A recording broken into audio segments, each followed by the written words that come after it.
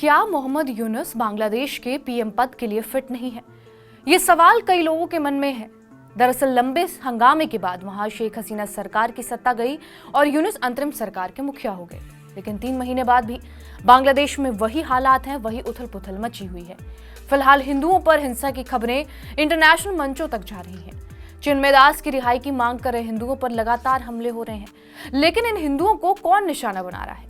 Intelligence reports की माने तो जमात उल मुजाहिदीन नाम का आतंकी संगठन हिंदुओं को लगातार निशाना बना रहा है। क्या है ये आतंकी संगठन, बताएंगे आपको इस वीडियो में।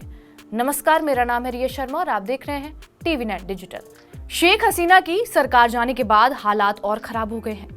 बांग्लादेश की जेलों में बंद हिंदू भी सुरक्षित नहीं है। खुफिया रिपोर्ट से यह पता चला है कि जेल के अंदर और बाहर हिंदुओं को जमात अल मुजाहिदीन के आतंकी निशाना बना रहे हैं।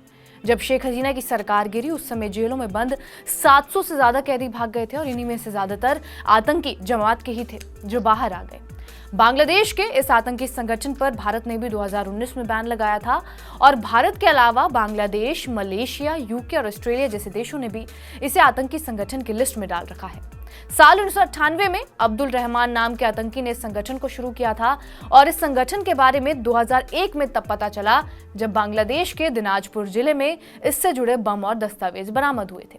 इस दौरान 8 आतंकियों को भी गिरफ्तार किया गया था।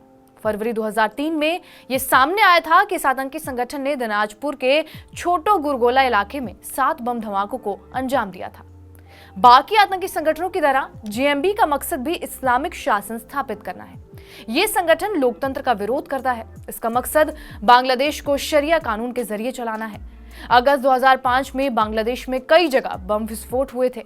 इन हमलों की जिम्मेदारी लेते हुए जेएमबी ने खुद को अल्लाह का सिपाही बताया था और जेएमबी ने यह कहा था, हम अल्लाह के सिपाही हैं, हमने मोर्चा संभाल लिया है।